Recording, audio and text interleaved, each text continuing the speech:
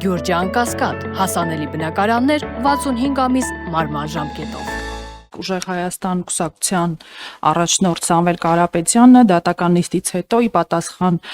իմ գործընկերոջ հարցին որքան է գնահատում իր շանսերը, արձագանքել է 100% եւ նաեւ հավելել է, որ չի պատրաստվում դառնալ ընդդիմություն։ Փաստորեն քաղաքացիական պայմանագրի եւ ընտրապայքարի մասնակցող մյուս ուժերի շանսերը այսպիսով գնահատվում են 0 ըստ պարոն Կարապետյանի հաշվարկի։ Կխնդրեմ ձեր մեկնաբանությունը այս հաշվարկի վերաբերյալ եւ մի նկատառում հիշեցում էլ վստահ եմ հիշում եք, որ 2013 թվականի նախագահական ընտրություններից առաջ ի պատասխան համանման հարցի նախկին նախագահ Սերժ Սարգսյանը ասել էր շանսս ոչ նա 100-ից 90 խփեմ, 80, 70, ինչքան ուզես, այդքան խփեմ։ Շնորհակալություն։ Դե չգիտեմ Սամվել Կարապետյանների հաշվարկների տրամաբանությունը, նախ Սամվել Կարապետյանը ոչ պատգամավորի թեկնածու է, ոչ էլ առավել եւս կարող է վարչապետի թեկնածու լինել, դրա համար չգիտեմ ինչ շանսերի մասին է ինքը առհասարակ խոսում։ Սամվել Կարապետյանը 100% չի կարող լինել եւ պատգամավոր եւ վարչապետի թեկնածու։ Այսքանը։ Եվ ես պետքա երկրորդեմ երեկվա նաև վարչապետի ելույթում հնչած միտքը առայն, որ ժողովուրդն է որոշում, ով քանի տոկոս հավանականություն ունի, ով քանի տոկոս վստահություն ունի եւ շանս ունի, եւ ժողովուրդը հունիսի 7-ին կորոշի եւ հունիսի 7-ին ժողովուրդը պետք է ուրեմն պատերազմի եռագլուխ կուսակցությանը տա 0 ձայն։ Այսքանը եւ ձեր վերած օրինակն էլ լավ օրինակ է, ինչքան ուզենք խփենք եւ այլն, նման շատ հայտարարություններ են հնչել, տեսնում ենք թե որտեղ են այսօր այդ հայտարարության հեղինակները։ Շնորհակալ։ Եթե Տիկին Վարդյանի ասելիք ունի, բայց երևի թե Կան այլ հարցեր, խնդրեմ Պարոն Հովհաննիսյան, թերևս հարցս հզող եմ։ Երեք Ադրբեջանի նախագահի օգնականը հայտարարել է, որ եթե Հայաստանը եւ Ադրբեջանն ուզում են կնքել խաղաղության պայմանագիր, Հայաստանը պետք է փոխի սահմանադրությունը։ Դա կարծես թե արդեն նախապայման է դառնում, պահանջը փոխել սահմանադրությունը։ Հարցս հետեւյալն է. արդյոք Հայաստանը խաղաղության պայմանագիրը ստորագրելու համար ինչ որ նախապայման դնելու է Ադրբեջանի առաջ, օրինակ, մինչեւ մեր գերիները չվերադարձվեն, խաղաղության պայմանագիրը չի ստորագրվի կամ մինչև Հայաստանի ինքնիշխան տարածքներից ադրբեջանական զորքերը դուրս չգան, խաղաղության պայմանագիրը չի ստորագրվի, թե ցանկացած պարագայում Հայաստանը պատրաստ է ստորագրելու խաղաղության փաստաթուղթը։ Շնորհակալություն։ տեսեք, թե գերիների վերադարձի հարցը, թե Հայաստանի Հանրապետությունում գտնվող ուրեմն ադրբեջանական զորքերի դուրսբերման հարցը հնարավոր է լուծել խաղաղության պայմաններում։ Եվ մենք գնալու ենք այս օրակարգով, ինչի մասին բազմիցս խոսել ենք։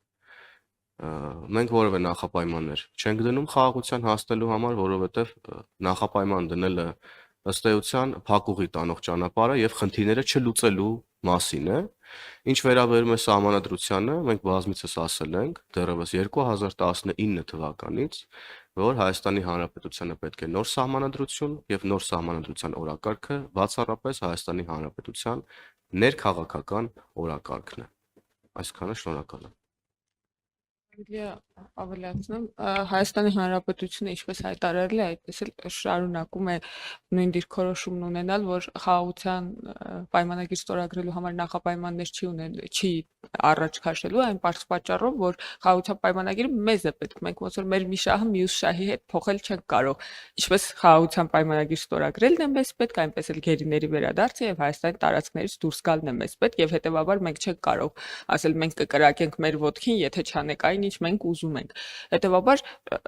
խաղաղության պայմանագրի օրակարգը Հայաստանի համար է առաջնահերթություն։ Եթե կլինեն կողմեր, երրորդ կողմեր, երկրորդ կողմեր, ովքեր կցանկանան ձգձգել խաղաղության պայմանագրի ստորագրումը, դա ավելի շատ ի վնաս Հայաստանի է, հետևաբար հօգուտ Հայաստանի է ամեն ջանք գործադրել, որպեսզի օր առաջ ստորագրվի խաղաղության պայմանագիրը եւ դուք գիտեք, մենք դեռևս նույնիսկ վերջի երկու կետը չհամաձայնեցված 24 թվականից ասում ենք, որ կարող ենք նույնիսկ այդ պահին ստորագրել, հետո համաձայնեցնել շարունակություն եւ արդեն եւ Հայաստանի համար դա ամենաառաջնահերթ հարցն է խաղաղության օրակարգում ստորագրել եւ վավերացնել խաղաղության պայմանագիրը առանց որևէ նախապայմանի։ Ղազարյան, ձեր ասացիդ կարող ենք ենթադրել, որ Ադրբեջանին պետք չի խաղաղության պայմանագիրը, դա հենց մեզ է պետք։ Ես չգիտեմ Ադրբեջան պետք է թե չէ, դե պետք է գնանք Ադրբեջանին հարցնենք, բայց այն որ մենք կարողացել ենք կառուցողական աշխատանքի միջոցով հասնել նրան, որ մենք համաձայնեցրել ենք խաղաղության պայմանագրի բոլոր կետերը, եւ ես կարծում եմ Ադրբեջանը նույնպես պիտի որ ձեռնտու լինի այս պահին, հենց այսօր ստորագրել խաղաղության պայմանագիրը, Ադրբեջանի Հանրապետության շահերից նույնպես դա ելնում է, իմ դիտանկյունը այդպեսին է։ Ես կարծում եմ, որ մենք կարող ենք հենց այսօր ստորագրել խաղաղության պայմանագիրը։ Իսկ նախապայմանները միայն ավելի բարդացնում են process-ը։ Ես կարծում եմ, որ դրա վրա պետք է ուշադրություն դարձնենք, փորձենք ավելի կառուցողական տրամաբանության մեջ մտնել, չէ դարձնենք խաղաղության պայմանագրի համար խնդիրներ կամ Ադրբեջանից եկող խոսույթները մեր ներհայաստանյան կյանքում մանավանդ նախընտրական շրջանում են, որ ինչ որ դուք ասեցիք, ոնց որ ավելի շատ նախընտրական խոսույթի մասը, քան իրական ռեալ քաղաքականության, եւ փորձենք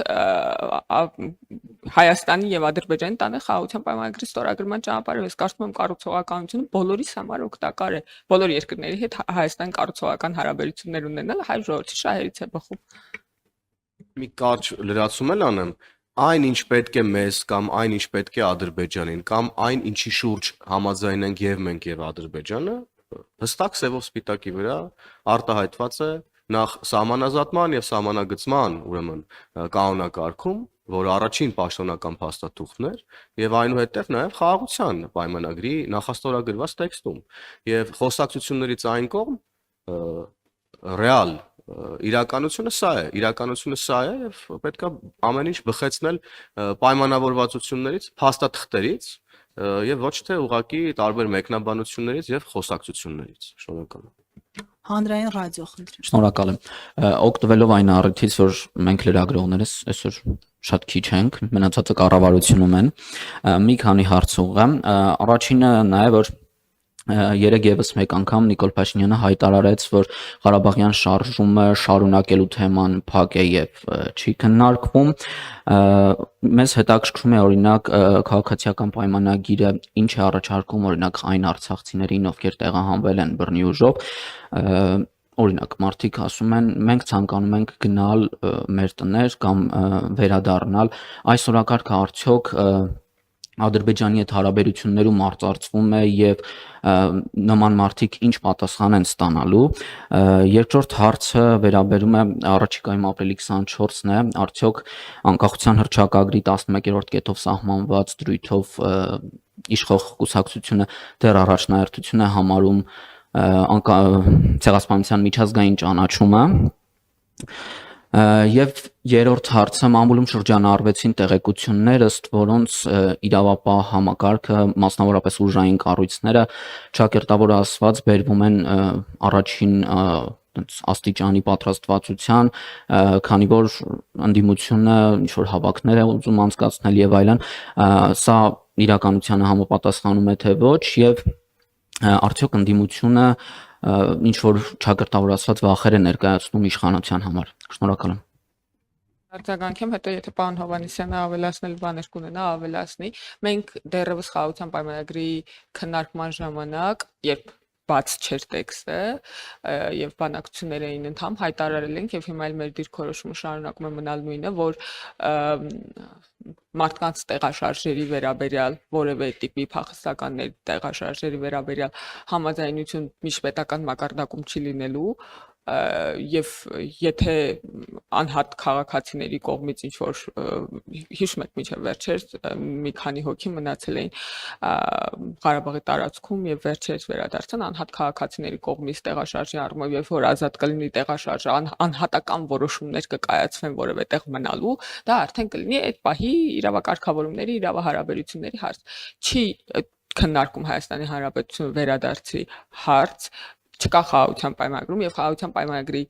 կետերից դուրս որևէ դրույթ, որ համաձայնեցված կամ քննարկված կամ պայմանավորված է, չկա, գոյություն չունի։ Պետք չի ընկնել նաև կոնսպիրացիաների դաշտը, գիտեք, նաև հակառակ կողմից խոսակցություններ կան, նման խոսակցություն ընդհանրապես որևէ պահի չի եղել նաև հակառակ դինամիկաների վերաբերյալ, ինչ վերաբերում է Լեռնային Ղարաբաղից բռնի տեղահանված հայերին, մենք իրենց առաջարկել ենք աջակցության ծրագրերը, որոնց մասին կառավարության կատարողական զեկույցի դեպքում ազգային ժողովում շատ կա, կարող ենք նաև տրամադրել շատ երկար նկարագրված է, ինչքան աջակցություն ենք տրամադրել բնակապահովման աջակցության ծրագիրը։ Մենք իրենց առաջարկում ենք դառնալ Հայաստանի Հանրապետության քաղաքացի, օգտվել ամբողջ քաղաքացիությամբ բոլոր իրավունքներից, եւ ես կարծում եմ բոլոր այն մարդիկ, ովքեր քաղաքական ուժեր, ովքեր խոստանում են, որ իրենց իշխանության գալու պարագայում իրանք Ղարաբաղցիների վերադարձի ապահովման պայմաններ են ստեղծելու, իրենք խաբում են, մանիպուլացնում են այդ մարդկանց, իրենց պարզապես թույլ չեն տալիս, որ իրենք տնավորվեն Հայաստանում եւ ընդհակառակը դուռ են բացում, դաշտ են բացում Հայաստանի նկատմամբ հավելյալ ռիսկերի տարբեր ժամանակներում փախստականներ վերադարձների մասին խոսակցությունների։ Ինչ վերաբերում է ցեղասպանության հարցին, ես ճիշտ ասած լավ չեմ հասկանում։ Դուք մի քանի դուք չէ՞ էլի տարբեր մարդիկ մի քանի ամիս առաջ կամ մի քանի շաբաթ առաջ նույնիսկ այդ խոսակցությունը, հա, որ Հայաստան երբևէ այցելած ամենաբարձրաստիճան ԱՄՆ պաշտոնյային ուղեկցել ենք ցեղասպանության թանգարան, ցեղասպանության հուշահամալիր, դրա հետ կապված այդ գրքի հետ կապված պատմություններ բարձրացել, ոչ ոք չնկատեց, որ եթե օրինակ ցեղասպանության հարցը Հայաստանի արտաքին քաղաքական օրակարգում չի, ինչ գործ ուներ պաշտոնյան արարողակարգային այցով այնտեղ, դա ակնհայտ է, չէ՞, շարունակում մնալ Հայաստանի համար կարևոր օրակարգ, բայց ինչպես արտգործնախարարն է նշել, ինչպես վարչապետն է նշել, եթե չեմ սխալվում, դա Հայաստանի Հանրապետության քաղաքական, արտաքին քաղաքական top 1 օրակարգը չի, այսինքն մենք չենք գնում նստում բանակցության սեղանի մոտ եւ ասում, գիտեք ինչ, դուք մի հատ բանաձև ընդունեք ցեղասպանության մասին եւ ինչպես գիտեք, չգիտեմ, գիտեք թե չէ այդ պատմություն, որ մեր հետ կապված բանաձև ընդունել մեր բարեկամ երկրներից մեկը Ադրբեջանի 2 արբանյակ նվիրել նույն տարում, նույն օրերին։ Այսինքն դա ոնց որ խելամիտ չի, մենք ավելի առաջնահերթ օրակարգեր ունենք, մասնավորապես իրական Հայաստանի անվտանգության եւ շահերի ու զարգացման օրակարգերը, ինչ վերաբերում է ցեղասպանության, դա պատմական իրադարձություն է, որի հետ ոչ ոք չի պատրաստվում վիճել եւ ես չգիտեմ որտեղից է առաջացել այդ միտքը, որ ապրիլի 24-ի հետ կապված ինչ որ նոր բան կարող է լինել, քան եղել է ավանդաբար։ Ինչ վերաբերում է նախընտրական շրջանում իրավապահների ավելի ոնց որ ավելի զգոնությանը, ես չգիտեմ նման լուրեր չունեմ, որպես քաղաքական գործիչ մեզ ոչ ոք դա չի հայտնել որպես խորհրդարանականներ, բայց ավելի քան տրամաբանական է, որտեղ նախընտրական շրջանը սուր շրջան է, լարված շրջան է եւ պետքա բոլորը ավելի զգոն լինեն, որպեսզի այդ լարումը որևէ վատ հետևանքներ չբերի։ Շնորհակալություն։ Ես միայն կհավելեմ, որ ավելի զգոն պետք է լինեն իրավապահ մարմինները, հաշվի առնելով, որ մենք գործ ունենք նույն այն ընդդիմության հետ, որոնք մահապատժի տեսարաններ էին բեմադրում փողոցներում, այն օրը ստեղ ինչ որ գերանդիով մահեր էին եկել ազգային ժողովի դարպասների դիմաց կանգնել, ես տեսա ժողովրդին ինչ ասես չեն ասում, ժեղ, շունշանգյալ, ես տեսա 3 շշեր էին նետում ոստիկանների ուղղությամբ, կառավարության դիմաց ակցիաներ են եղել, որտեղ քարերով հարվածում էին ոստիկանների գլխին, լրագրողներին են, ձեր գործընկերներին են բռնության ենթարկվել նույն այդ ընդդիմության հավաքների ընթացքում եւ այս հանգամանքը հաշվի առնելով եւ հաշվի առնելով, որ մենք գործ ունենք նույն ընդդիմության հետ, ուղղակի տարբեր խմբերի մեջ sense հավաքած նորից բաժանած ցրած, բնականաբար իրավապահները պետքա ավելի զգոն լինեն եւ մենք այո քաղաքական գործիչներ ենք, բայց ենթադրում եմ իրավապահներն արդեն պետքա ելնեն իրենց ունեցած օպերատիվ տվյալներից եւ նաեւ նախկինում եղած նախապատմություններից հաշվի առնելով թե ում հետ գործ ունեն, որտեղից ուղարկված մարդկանց հետ գործ ունեն եւ ինչ նպատակների համար։ Շնորհակալ եմ։ Կան այլ հարցեր։ Սիվիկ խնդրեմ։ Շնորհակալություն։ Երբ որ իրապահ մարմինները հրապարակեցին քաղաքական ուժերից մեկի գրասենյակի աշխատակիցներին վերագրող ենթադրյալ կաշառք բաժանելու հետ կապված հաղորդագրություն, պարոն Հովհաննիսյան եւ Տիկին Ղազարյան, մենք չտեսանք օրինակ ընտրապայքարին մասնակցելու հայտ ներկայացրած քաղաքական ուժերի դատապարտող խիստ հատու հայտարարությունները։ Այս լռությունը ինչի մասին է խոսում ըստ ձեզ։ Դե նույն բանի մասին, հա։ Այսինքն մենք տեսնում ենք, որ ուժեղ Հայաստանին աջակցում են հանրապետականները։ Մենք տեսնում ենք, որ վաղարշաբաթի ընտրություններում բռնվում են հանրապետականների ներկայացուցիչները փող բաժանելուց։ Էլի նույն խմբի հետ գործ ունենք, այսինքն ինչպես պետքա Գագիկ Ծառուկյանը քննադատի դատապարտի առհասարակ ինչպես պետքա դատապարտի եւ ինչպես պետքա դատապարտի Սամվել Կարապետյանին կամ ինչպես պետքա Սամվել Կարապետյանը դատապարտի Գագիկ Ծառուկյանին կամ ինչպես պետքա Սերժ Սարգսյանը դատապարտի իր նախկին աշխատակազմի ղեկավարին, իր խմբակցության ղեկավարին նախկին, ասենք Քոչարյանը պետքա դատապարտի Սամվել Կարապետյանին, թե Սամվել Կարապետյանը Քոչարյանին, թե Քոչարյանը Գագիկ Ծառուկյանին, թե Գագիկ Ծառուկյանը Քոչարյանին։ Սրանք երրագլուխ կուսակցություն են, նույն մարմնի 3 գլուխներ են եւ իրանք իրար չեն վնասելու։ Իրար չեն վնասելու եւ ինչ անում են, իրար հետ են անում, ինչ անում են, մեկ նպատակի համար են անում, որ գողանան ժողովրդից իշխանությունը եւ Հայաստանը նորից վերադարձնեն եւ դարձնեն հենակետ։ Էս է իրաց նպատակը, եւ հետեւաբար բնականաբար չեն քննադատի եւ պետք էլ չի ակնկալել, որ ինչ-որ մեկին պետք է քննադատի այդ ուժերից։ Երեք կենտրոնական ընտրական հանձնաժողովի նախագահ Վահագն Հովակիմյանը ազգային ժողովում էր ու ես իրեն հարցրի, թե քանի օգտահաշվ է այս պահին բացված կենտրոնական ընտրական հանձնաժողովում գրանցման համար, ինքը ասաց 22, ինչը նշանակում է, որ 22 կուսակցություն այս պահին տրամադրված է հայտ ներկայացնել ընտրություններին եւ դեռ գիտեք օրեր կան, երբ որ մարդիկ հնարավորություն կունենան հավելյալ կարող ավելանա այս թիվը, կարող է իհարկե նաեւ պակասի եւ ձեր հարցը շատ կարեւոր է, որովհետեւ ես իսկապես գուցե ես ուշադիր չեմ եղել, բայց 22 կուսակցությունը բավականաչափ շատ մեծ թիվ է, որպեսզի գոնե 1-2 հոգի իրենց վերաբերմունքը արտահայտած լինեին ընտրակաշարքի վերաբերյալ, իհարկե հարգելով անմեղության կանխավարկած մարդկանց, ոչ թե անվանապես մարդկանց վերաբերյալ, այլ ինքնին երևույթի վերաբերյալ, որովհետև Հայաստանի Հանրապետության ճակատագրի ապագայի համար ամենակարևոր բանն է ընտրությունների ազատ արդար անցկացումը եւ ընտրակեղծարարությունը իմ տպավորությամբ ամենադատապարտելի բանն է, որ կարող է մեզ հետ տեղի ունենալ եւ օգտվելով առիթից ես կարծում եմ, որ